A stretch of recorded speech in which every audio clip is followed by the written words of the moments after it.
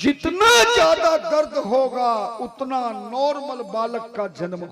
बच्चे के जन्म के समय में पीड़ा प्रारंभ हो जाती है, दर्द होने लग जाता है, बच्चा अपनी जगह से छूटने लग जाता है। बस माता को उस समय दर्द सहन करना चाहिए। और जब तेज दर्द हो जाए, जो सहन नहीं कर सकते, आयुर्वेद के अनुसार, संतों के अनुसार, गौ माता का ताजा थोड़ा सा गौत्र ला करके, गौत्र जानते हैं, गौ माता का मूत्र आधा गिलास लाकर ताजा उस गर्भिणी माता को दर्द होते ही नाक बंद करके उसको पिला देना। आप देखना, डॉक्टर साहब जब तक उसको लिटाएंगे तब तक तो बच्चा गर्भ से बाहर आ जाएगा। ऐसा एक बार नहीं, 18 बच्चों के जन्म पर मैंने स्वयं इस बात को करके देखा। ये आचार्य जी बैठे हैं, इनका भी जब जन्म हुआ उस समय डॉक्टरों के यहां ऑपरेशन नहीं होता था, केवल जन्म दिलाने में एक्सपर्ट दाइयां आती थी। केवल उसको बुलाया और हमने सबसे पहला प्रयोग किया।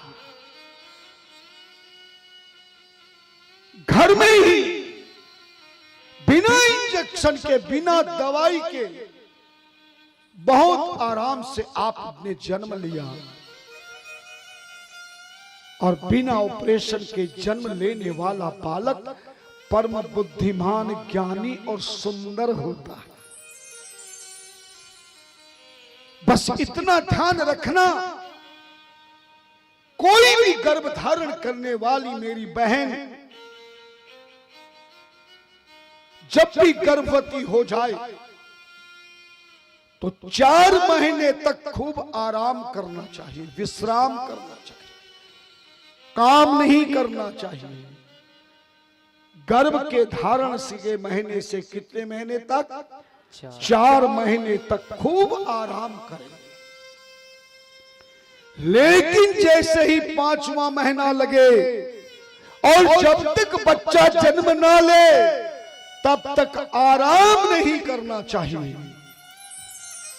झुकना नहीं चाहिए, भारी वस्तु नहीं उठाना चाहिए, दोनों पांवों के बल नहीं बैठना चाहिए। आराम से चल चल के रसोई का काम करे, घर का पूरा काम करे, लेकिन 1 मिनट भी दिन में तो सोना ही नहीं चाहिए।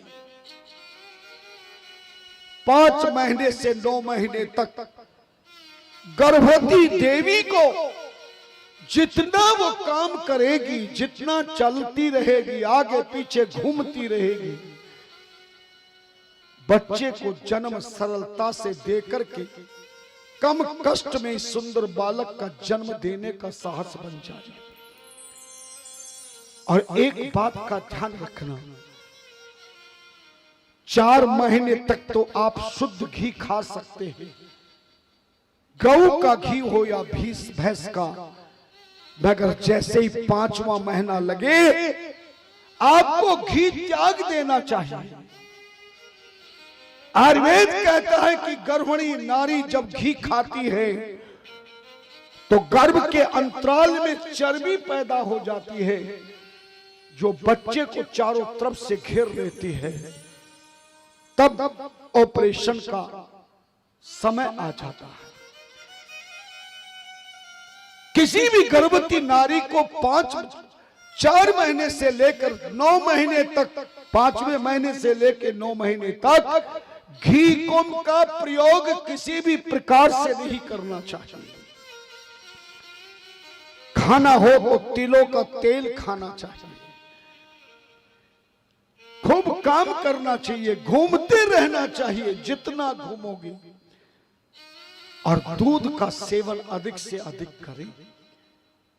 और दूध में आप केसर डाल करके दूध का प्रयोग करना, कोयले जैसा रंग वाला बालक भी सोने की तरह चमकने वाला सुंदर बालक बन जाए।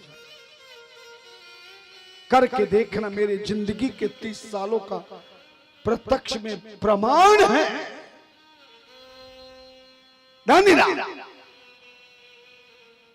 और उसका प्रमाण तुम्हारे सामने बैठा है। मैंने 18 बच्चों के जन्म पर यही प्रयोग प्रैक्टिकल में कराया, तो 18 का 18 फल मेरे सामने बिल्कुल सटीक आया। सुंदर संतान होती है।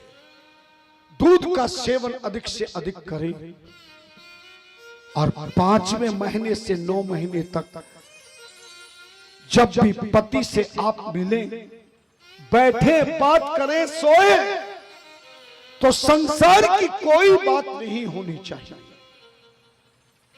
परस्पर का भोग से दूर रहना चाहिए।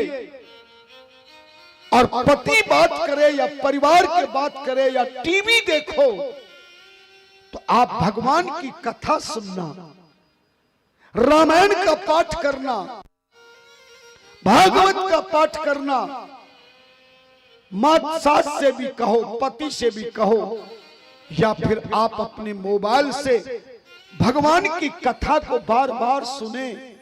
क्योंकि गर्भ में 5वें महीने से 9 महीने तक 4 महीनों में जो माता सुनती है, जो माता खाती है, जो माता बोलती है, जो माता देखती है, उसका पूरा असर गर्भ में पलने वाले बालक पर चला जाता है।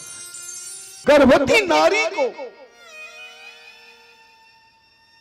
नमक और मिर्च कम खाना चाहिए। फलों का प्रयोग अधिक से अधिक करना चाहिए। दूध में केसर डाल करके पीना चाहिए और गर्भ के समय थोड़ा कष्ट उठाना चाहिए। मैंने सारे बच्चों को डॉक्टर के पास तब भेजा जब मैंने गौ माता का चरणामृत पिला दिया। डॉक्टर गुस्सा हो गए, क्यों लाए हो आप? ये मर गई तो क्या होगा? अरे मैंने कहा मरेगी नहीं, अंदर तो ले जा। मेरी कोई गारंटी नहीं है। नर्स से कहा ले जाओ। नर्स अंदर ले गई। वो अभी ऑपरेशन की तैयारी नहीं कर पाई थी, तब तो नर्स ने आके कहा कि बच्चा तो पैदा भी हो गया है। क्योंकि रोने की आवाज तो हमें भी सुनाई। मैंने 18 बच्चों पर यह प्रयोग किया। 18 जन्म देने वाली देवियों के गर्भ के समय में जो शास्त्रों ने नियम बताया वो करके देखा। उसके बाद वो डॉक्टर ने भी मुझसे कहने लगी, आप महान हैं, ज्ञानी हैं, मुझे भी तो बता दो आप ऐसा क्या करते हैं कि आपने साइंस को भी फेल कर दिया। मेरी तारीख से आप 17 दिन बाद ला रहे हो।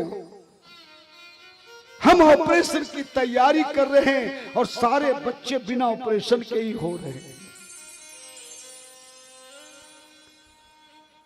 सच मानना, मैं झूठ नहीं कहता। आचार्य जी बहुत अच्छी तरह से जानते हैं। और कई बार तो उस डॉक्टरनी को ऐसे भी केस मिले जिसने हमारा नाम लिया। डॉक्टरों ने लिख कर दे दिया था कि तुम मां नहीं बन सकती हो, पर हमने जिस उपाय को बताया, आचार्य जी ने जिस उपाय को बताया, वो मां बन गई। और उसी डॉक्टर के पास पहुंच करके बिना ऑपरेशन के जन्म समय का कर्म पूर्ण कराया है। बस आप में कमी है। गर्भवती नारी को धर्म में बनना चाहिए। ना क्रोध करे, ना ईर्ष्या करे, ना द्वेष करे, ना पाखंड करे, ना झूठ बोले। हाँ,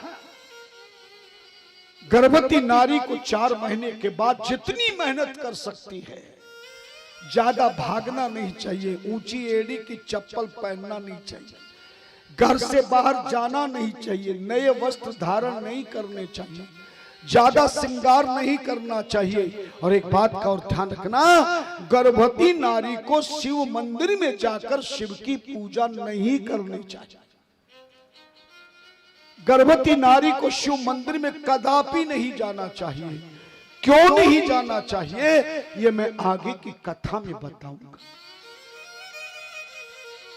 राजा सूरसेन के यहां गर्भवती नारी को ज्योतिषाचार्यों के कहने पर राजा ने बहुत धार्मिक आयोजन कराया, लेकिन जैसे ही बिना ऑपरेशन के दाई के द्वारा बच्चा जन्म लिया तो दाई की आंखों में आंसू थे।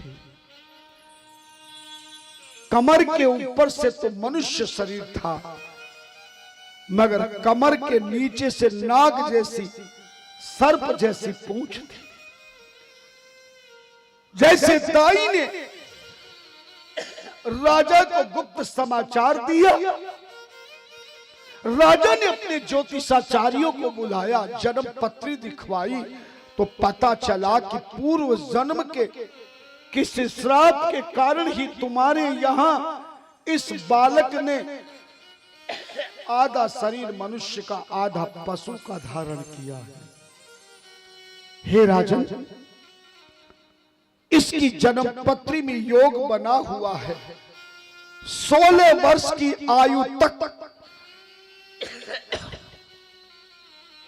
तुम्हारे अलावा, दाई के अलावा, मेरे अलावा, माता के अलावा कोई दर्शन ना करे, वरना तो पुत्र की मृत्यु हो जाएगी। इसलिए तुम पूरी प्रजा में ये ढिंढोरा पिटवा दो कि मेरे पुत्र को राज ज्योतिषाचार्यों ने बताया है कि 16 वर्ष की आयु तक बालक का कोई भी जन दर्शन नहीं करेगा, और 16 वर्ष के बाद इस बच्चे की विवाह ऐसी पत्नी से करा देना जो शिव की परम भक्त हो। यदि पति और पत्नी ने भगवान शिव का विधिवत अष्टाध्यायी रुद्री का अनुष्ठान रूप रुद्राभिषेक कर लिया तो हे राजन, निश्चित तुम्हारे पुत्र की सदगति हो जाएगी, कष्टों से मुक्ति हो जाएगी, तुम्हारा इतिहास में नाम जुड़ जाएगा। राजा सूरसेन ने ऐसे ही किया, पूरे प्रयागराज में ढिंढोरा पिटवा दिया कि 16 वर्ष तक मेरे बच्चे का कोई भी दर्शन नहीं कर सकता। ध्यान देना, जब बालक 16 वर्ष, उस बालक का नाम नागेश्वर रखा। क्या रखा? नागेश्वर, क्योंकि आधा शरीर नाग का था और ईश्वर की लीला से हुआ, इसलिए उस बालक का नाम नागेश्वर रख दिया। बालक